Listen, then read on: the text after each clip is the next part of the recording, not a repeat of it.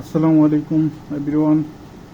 আজ আমরা আধুনিক পদার্থবিজ্ঞান অনার্স চতুর্থ বর্ষ জাতীয় বিশ্ববিদ্যালয়ের যে কোর্সটি আছে সেই কোর্সের প্রথম অধ্যায় সম্পর্কে কিছু আলোচনা করব। তো আমরা শুরু করতেছি। তাহলে আমাদের প্রথম অধ্যায়ের সম্পর্কে আলোচনা করার প্রথমেই যে অংশটা আসে সেটা হলো গোলক। তাহলে গোলক বিষয়টা সম্পর্কে সবার আগে আমাদের চিন্তা করতে হবে। তাহলে গোলক বিষয়টা কি? বলা হয়েছে শূন্যতে কোনো একটা বিন্দু থেকে সমদূরবর্তী যে বিন্দুগুলা অনেকগুলা বিন্দু, সেই বিন্দুগুলার যে সঞ্চার পথ, সেই সঞ্চার পথকে গোলক বলা হবে। তাহলে গোলক হিসাবে আমরা একটা বল, ফুটবল যেটার ভিতরের অংশগুলো ফাঁপা না, এরকম একটা বস্তুকে কল্পনা করতে পারবো। এরপরে আমাদের সবচেয়ে ইম্পর্টেন্ট যে বিষয়টা আসবে সেটা হলো আমাদের খগোলক বিষয়টা কি।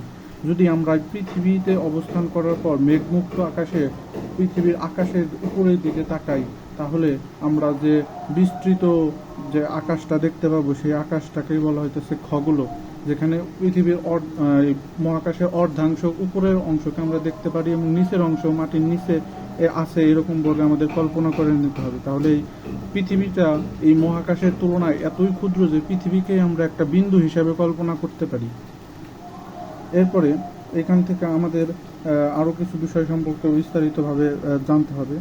তার মধ্যে জানতে হবে যেমন গোলকের কোনো একটা ব্যাস যেটা লম্বভাবে যদি একটা গোলককে ছেদ করে ফেলায়, এখানে যেরকম বলা হয়েছে যে এই গোলকের এই যে আমাদের সব কিছুকে 3D কল্পনা করতে হবে। 2D শেপে এই গোলকের বিষয়গুলো আলোচনা করা সম্ভব নয়। আমাদের সবসময় চিন্তায় আনতে হবে 3D শেপ। যেমন এখানে RD, এই যে অংশটা, এই RD অংশ যদি এই গোলককে উপরে এবং নিচে দুইটা পার্টে ভাগ করে, তাহলে এই ভাগ করার ফলে এখানে যদি HD বা HR যে অংশটা, এই অংশটা যদি এখানে একটা গোল হিসাবে, একটা বৃত্ত হিসাবে আমাদের কল্পনা করতে হবে, তাহলে এই যে বৃত্তটি এই গোলকের এই তল আছে যে কেন্দ্র, সেই কেন্দ্র দিয়ে যাবে সেই বড় যে বৃত্তটা হবে, সেই বড় বৃত্তটাকে বলা হইতেছে আমাদের মহাবৃত্ত। এছাড়া এই বড় বৃত্ত ছাড়া উপরে যে কোনো জায়গায় যদি আমরা কাটি, তাহলে সেগুলো হবে আমাদের ক্ষুদ্রবৃত্ত। তারপরে গোলকের যে ব্যাসটি বৃত্তের তলের উপর লম্বভাবে অবস্থান করে, অর্থাৎ আমাদের এই চিত্রের দিকে যদি আমরা দেখি যে এইখানে এই HR যে বৃত্তটা, সেই বৃত্তের উপরে এই জেড প্রাইম লম্বভাবে ঢুকে গেছে, তাহলে এটাকে বলা হইতেছে তোমার এটার উপরের যে প্রান্তগুলা জেড এবং জেড প্রাইম, এগুলোকে বলা হবে আমাদের মেরুবিন্দু। এরপরে আমাদের সবচেয়ে ইম্পর্টেন্ট জিনিস এই অধ্যায়ের জন্য সেটা হলো আমাদের গোলকীয় ত্রিভুজ। তাহলে গোলকীয় ত্রিভুজ বিষয়টা কি? যদি আমরা এটা সবচেয়ে কল্পনা করতে হবে, যদি আমরা একটা ফুটবল নেই এবং ওই ফুটবলের ভিতরে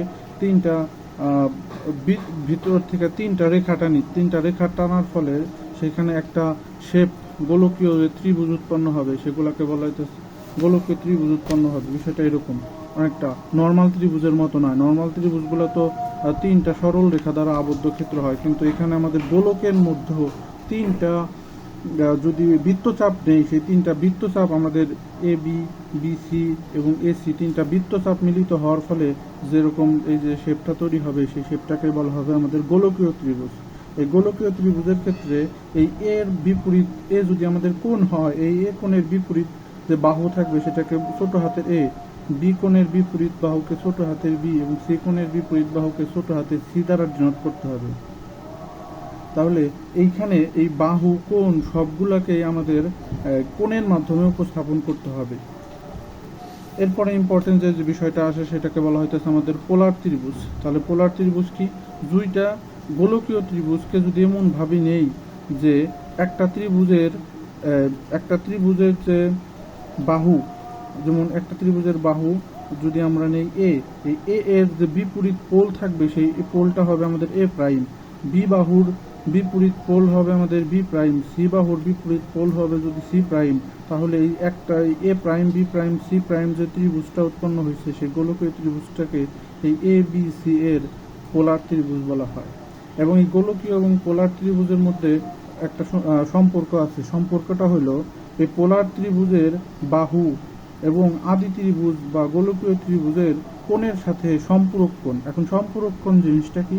যদি দুইটা কোণের যোগফল 180 ডিগ্রি হয়, অর্থাৎ এখানে এই এ যে বাহু কোণটা, এই এ কোণের বিপরীতে আমার বাহুকে, এ কোণের বিপরীতে বাহু হলো আমার এ প্রাইম, তারপরে বি প্রাইমের বিপরীতে বাহু হলো বি প্রাইম, তাহলে আমাদের এ কোণের এই এ প্রাইমের বিপরীতে বাহু হলো আমাদের এ এ তাহলে সেইখানে সেই হিসাব করে আসছে যে এই এ প্রাইম আর এই এ দুটার যোগফল হবে পাই, তারপরে এই বি প্রাইম আর এই বি দুটার যোগফল হবে পাই, আবার সি প্রাইম এবং এখানকার সি এগুলার যোগফল হবে পাই, অর্থাৎ এগুলাকে একটা ত্রিভুজের বাহু অপর ত্রিভুজের কোণের সাথে সম্পূরক হয়।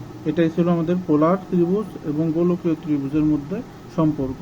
পরবর্তী ক্লাসে আমরা উপপাদ্য সম্পর্কে আলোচনা করব।